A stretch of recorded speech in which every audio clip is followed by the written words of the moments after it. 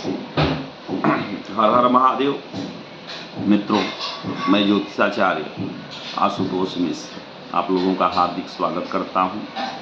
मित्रों, कई लोगों के प्रश्न क्या कहें जिज्ञासा रही है कि वेद पाठ किस प्रकार किया जाता है, वेद पाठ में हस्त स्वर कैसे दिया जाता है, हम लोग उसको कैसे किस प्रकार से सीख सकते हैं।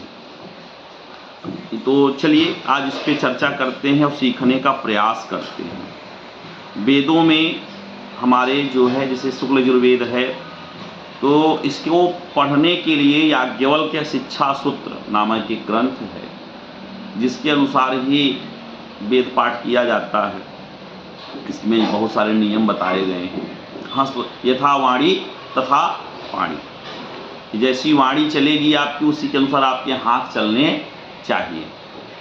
तो इसको सीखेंगे कैसे हम, बहुत सारे लोगों को उत्कंठा रहती है, जिज्ञासा रहती है। तो 3 स्वर चलते हैं हमारे वेदों में। उदात्त अर्थात ऊपर उच्च आरोह क्रम है, अनुदात्त नीचे है निम्न, और स्वरित का अर्थ है बीच में। अब तीनों के चिन्ह देख लेंगे। जब भी आप कोई पुस्तक उठाएंगे, जैसे यह रुद्राष्टाध्यायी है गीता प्रेस की, अथवा कोई ऐसी पुस्तक जिसमें चिन्ह दिया रहे, तो आप देखेंगे कि जिस वर्ण के ऊपर कोई चिन्ह न हो, ऊपर नीचे कोई चिन्ह न हो, इसका अर्थ है वह जो है उदात्त है। जैसे हरि ही ओम है, तो ह के ऊपर कोई चिन्ह नहीं दिया गया है, तो ह अर्थात ह जब हम उच्चारित करेंगे तो थोड़ा उच्च स्वर में उठाएंगे और सीधा हमारा हाथ जो है सीधा अपने कर्ण के पास, मतलब सीधा ऐसे जाएगा। और री देखेंगे, री के ऊपर देखेंगे एक छोटी सी डंडा जैसा चिन्ह बना हुआ है, अर्थात जिसके ऊपर छोटा सा चिन्ह रहे डंडा जैसा खड़ा, अर्थात वह स्वर जो है बीच का है, अर्थात वह स्वरित है। तो सीधा ऊपर से नीचे लाएंगे, मतलब थोड़ा सा जब उसको उच्चारित करेंगे थोड़ा सा स्वर उतार लेंगे, अपना नीचे उतारेंगे। और जिसके नीचे चिन्ह रहे, जैसे गणानांत्वा शब्द है, तो ग के नीचे देखेंगे आड़ी पाई रेसी चिन्ह दिया हुआ है, तो उसका अर्थ है हमारा हाथ कभी नीचे जाएगा, ठीक है। और जब विसर्ग रहे, विसर्ग के चिन्ह भी देख लेंगे। जब भाग जैसा चिन्ह जहाँ लगा रहे, मतलब एक आड़ी रेखा उसके ऊपर बिंदु रहे, तो उसका चिन्ह ऐसे होगा। देखिए 2 उंगलियां अपनी खड़ी रहेंगी, यह 2 उंगलियां बाहर निकलेंगी, ठीक है, विसर्ग में। और यह भाग जैसा जहाँ चिन्ह रहेगा। 3 प्रकार के विसर्ग के चिन्ह आपको देखने को मिलेंगे जब भी आप यजुर्वेद का पाठ करेंगे। और दूसरा जो चिन्ह रहेगा, 2 बिंदु, एक ऊपर बिंदु रहेगा और नीचे चंद्रमा के जैसा ऐसे हंसिया के जैसा बना रहे बिंदु यहाँ रहेगा। इसका मतलब है अपनी को यह जो तर्जनी अंगुली है इसको उठानी है, ठीक है।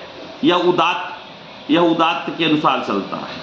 अब यह 2 स्थान पे जाएगा, या तो ऊपर ऐसे जाएगा अथवा बाएं साइड, ठीक है। जब हम बाएं साइड में विसर्ग आएगा तो इस प्रकार से करेंगे, ठीक है। और एक होता है ऊपर बिंदु रहेगा और नीचे हाशिए के जैसा ऐसे, नीचे एक बिंदु रहेगी, एक हाशिए के जैसा ऐसा चिन्ह रहेगा, तो उसका अर्थ है अपने को कनिष्ठा निकालनी है। और यह इसका जो चिन्ह होगा सीधा अपने को इधर जाएगा, जहां भी रहे तो अपने को कनिष्ठा जो है दर्शाना है वहां पे। अब गूं और गूं भी जो है 2 है, एक बड़ा है और एक छोटा है। तो बड़ा का जो चिन्ह है और छोटे का जो चिन्ह है उसको देखेंगे। जो बड़े का चिन्ह रहेगा, जब भी छोटी मात्रा की बात गूं तो वहाँ पर बड़ा गूं आएगा, ऐसे समझिए। जैसे गणपति, पति में जो है छोटा ई है ना, तो उसके बाद जो चिन्ह है ऐसे, तो वहाँ पे अपने को तर्जनी का प्रदर्शन करना है। और जब यू के आकार का, ऐसे बड़ी के बाद जब गू आता है तो वहाँ पे बड़ा छोटा गू होगा। जब बड़ी मात्रा के बाद आएगा तो छोटा गू होगा। तो वहाँ पे आपको इसका जो है इसको संकुचित कर देना है, सीधा मोड़ लेना, ठीक है, इसको मोड़ लेना।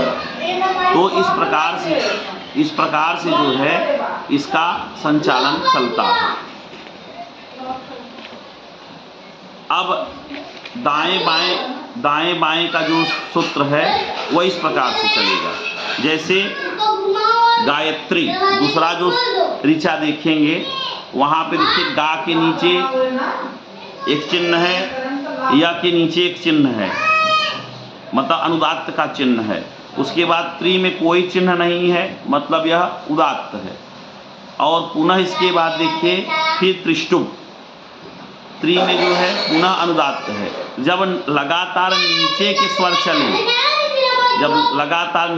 स्वर चलें, तो वहाँ पे दाएं और बाएं चलना पड़ता है। चलिए इस पे हम दूसरे दिन चर्चा करेंगे।